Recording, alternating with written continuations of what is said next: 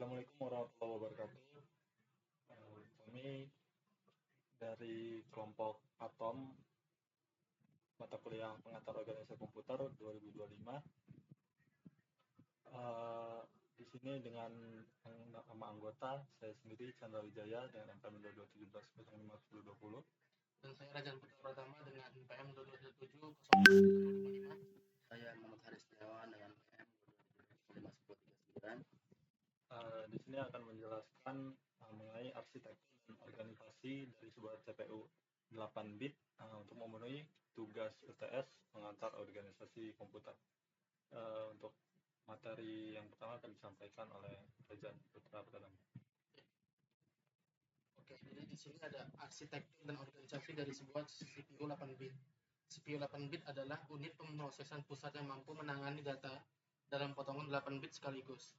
Artinya, register, jalur data atau data bus, dan unit aritmetika, logika atau ALU di dalamnya hanya bisa memproses angka biner sebesar 8 bit, yaitu maksimal 255 dalam desimal. Lalu contoh terkenal dari CPU ini adalah Intel 8080 atau MOS 6502 yang banyak digunakan pada komputer generasi awal. Sementara itu, arsitektur merujuk pada desain fungsional CPU, seperti jumlah register, jenis register, permisalannya seperti akumulator atau index register, terus ALU dan control unit. Sementara organisasi merujuk pada bagaimana bagian-bagian CPU tersebut terhubung dan bekerjasama. Misalnya bagaimana register A berinteraksi dengan ALU melalui bus internal. Lalu CPU 8 bit biasanya memiliki yang pertama itu ada register 8 bit, misalnya A, B, C. Lalu ada ALU untuk operasi aritmetika sederhana, yaitu penjumlahan, pengurangan, dan logika. Lalu selanjutnya ada program counter 16 bit untuk menunjuk lokasi instruksi dalam memori. Lalu ada control unit untuk mengatur siklus instruksi atau fetch, decode, execute. Dan juga sistem bus atau data bus 8 bit, address bus atau lebih panjang, misalnya seperti 16 bit dan control bus. Lalu ada di sini ada elemen terkait arsitektur dan organisasi CPU. Yang pertama itu struktur dan fungsi CPU. Struktur CPU itu terdiri dari ALU atau Arithmetic Logic Unit, register, control unit, dan interkoneksi antar bagian. Fungsi CPU adalah mengeksekusi instruksi dari program dengan cara mengambil instruksi dari memori atau fetch, lalu menerjemahkannya atau decode dan menjalankannya execute. Contohnya seperti pada CPU Intel 8085 memiliki akumulator A, register B hingga E, program counter, dan ALU. Lalu yang kedua di sini ada set instruksi atau instruction set yang merupakan kumpulan perintah dasar yang dijalankan CPU seperti MOV, ADD, SUB, JMP. Setiap instruksi memiliki format dan kode OP tertentu. Contohnya seperti MOV A, B artinya pindahkan isi register B ke A.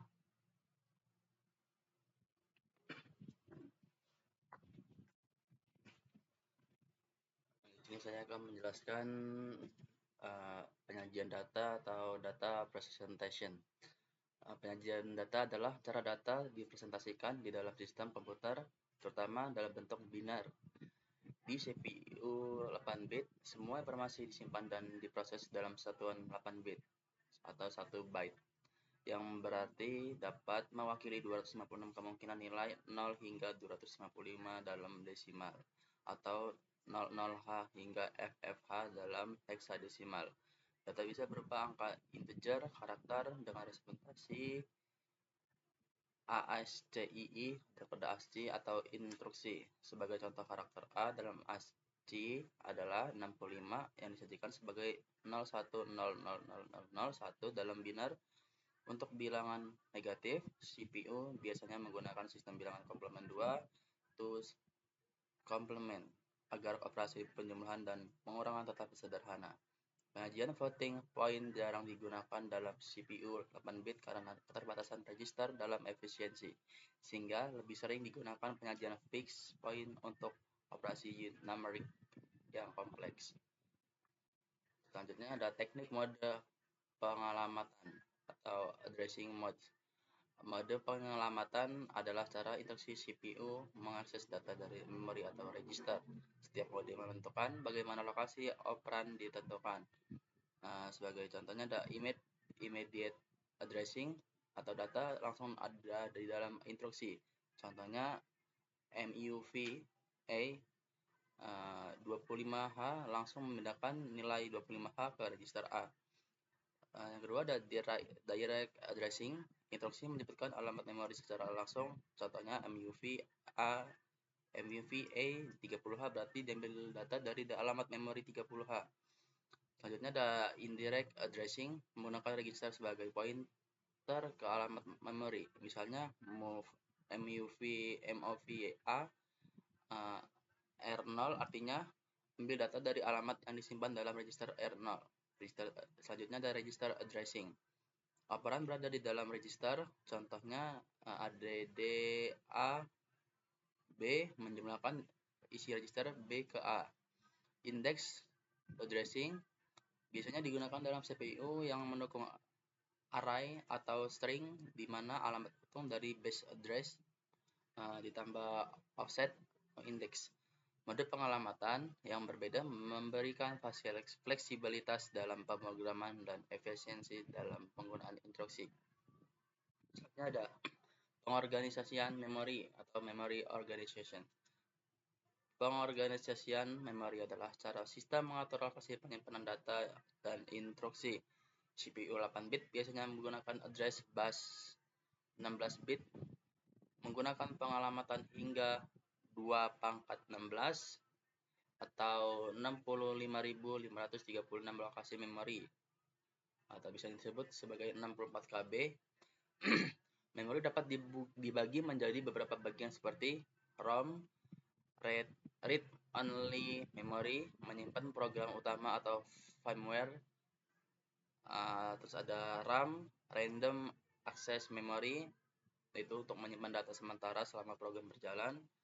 Ada stack memory, digunakan untuk menyimpan alamat kembali dan variabel lokal saat pemanggilan subroutine. Selanjutnya ada IRO, map memory. Beberapa sistem juga mengalokasikan alamat khusus dalam memori untuk menangani perangkat input atau output.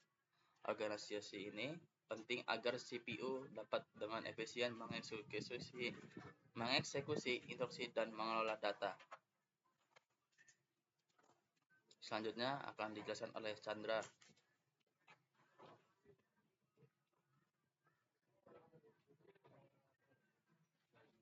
Selanjutnya di sini ada bus system. Bus system bus itu adalah jalur komunikasi antara CPU dan komponen lainnya dalam sistem komputer. Sistem bus ini terdiri dari yang pertama data bus, yaitu membawa data antar komponen, biasanya selebar 8 bit pada CPU 8 bit. Kemudian ada address bus, yaitu membawa alamat dari CPU ke memori atau input output. Pada CPU 8 bit, address bus bisa 16 bit agar bisa mengakses 64 KB memori. Kemudian yang ketiga itu ada control bus, yaitu membawa sinyal kontrol seperti read, write, dan clock, dan juga sinyal interrupt. Nah, ketiganya ini bekerja bersama dalam setiap siklus instruksi. CPU mengirim alamat melalui address bus, kemudian sinyal kontrol menyatakan operasi yang akan dilakukan, dan kemudian data ditransfer melalui data bus. Selanjutnya itu ada komponen input-output. Nah, sistem input-output memungkinkan CPU untuk berinteraksi dengan perangkat luar seperti keyboard, monitor, sensor, dan juga perangkat penyimpanan. Ada dua metode umum dalam mengakses perangkat input-output. Yang pertama adalah memory map input-output. Nah, perangkat input-output diperlukan seperti memori sehingga memiliki alamat memori tersendiri. Kemudian yang kedua itu ada isolated I/O, port atau port map I/O. Nah, perangkat input-output ini memiliki ruang alamat sendiri dan diakses melalui instruksi khusus seperti in dan out. Nah, sebagai contoh, dalam microcontroller seperti Atmega 328 yang biasa digunakan dalam Arduino, port digital disusun dalam bentuk register I/O yang bisa langsung dimanipulasi oleh instruksi CPU. Yang selanjutnya ada komponen sistem operasi atau operating system. Nah, sistem operasi itu adalah perangkat lunak yang mengelola perangkat keras dan menyediakan layanan dasar untuk menjalankan program. Nah, namun pada CPU 8 bit, sistem operasi biasanya sangat ringan atau bahkan tidak digunakan. Dalam banyak kasus, CPU 8 bit digunakan dalam embedded system yang menjalankan satu program utama tanpa multitasking. Nah, jika diperlukan, sistem operasi yang digunakan bersifat RTOS atau Real Time Operating System seperti FreeRTOS yang mendukung task scheduling, manajemen memori kecil, dan penanganan interrupt secara efisien. Nah, fungsi sistem operasi pada platform seperti ini itu mencakup pengelolaan waktu atau timer, penjadwalan task, dan juga komunikasi antar modul. Dan di sini selanjutnya akan saya jelaskan mengenai contoh program sederhana dalam bahasa assembly.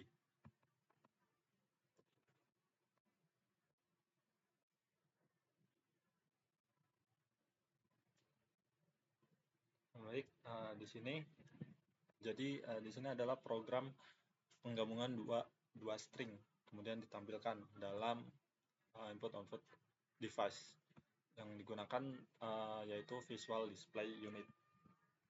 Untuk yang pertama adalah start, itu untuk memulai program ini.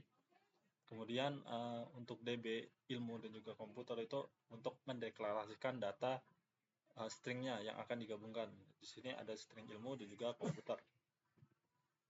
Kemudian di sini mulai prosesnya. Nah, untuk yang pertama adalah inisialisasi pointer di awal. Untuk AL itu alamatnya C0 dan juga BL itu dia pointer ke alamat string yang pertama. Nah, kemudian karakter pertama string itu dibandingkan dengan null terminator. Nah, jika string kosong, maka tampilannya akan error. Kemudian untuk yang BL08 ini mengecek string di alamat string yang kedua. Mengecek string kedua. Nah, sama dengan yang sebelumnya, jika kosong maka akan menampilkan error.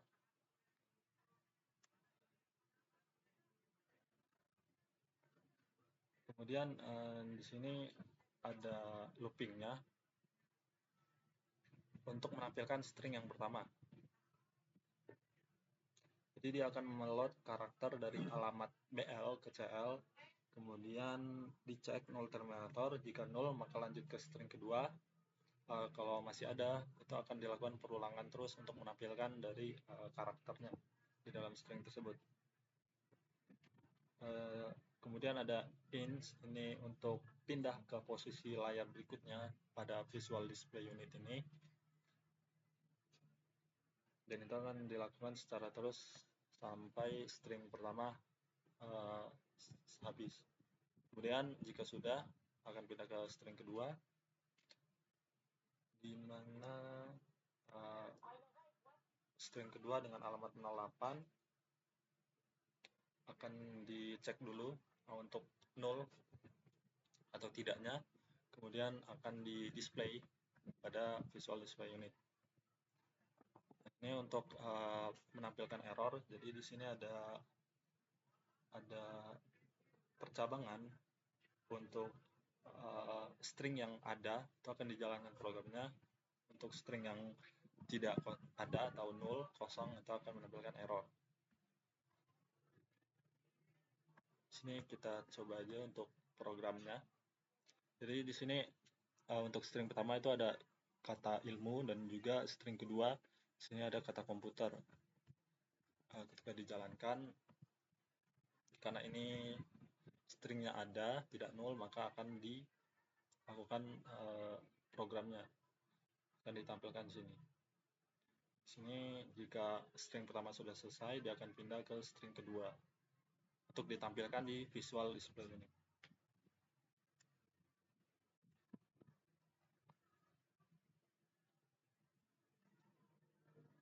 Seperti itu. Jadi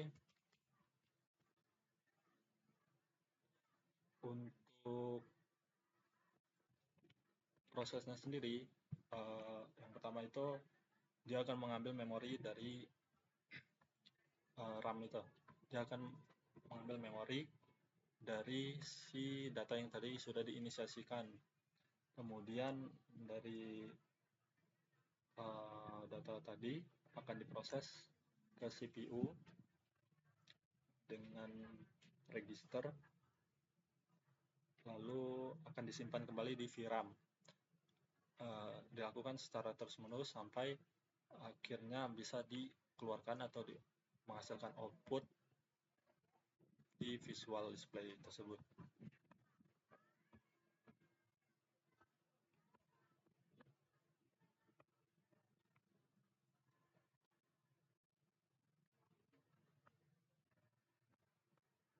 Jadi mungkin cukup sekian penjelasan mengenai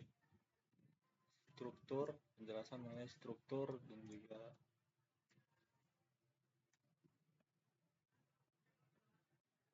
organisasi dari sebuah CPU 8 bit beserta dengan simulasi program sederhana dan juga penjelasan ilustrasi mengenai bagaimana program tersebut bekerja di CPU. Terima kasih. Assalamualaikum warahmatullahi wabarakatuh.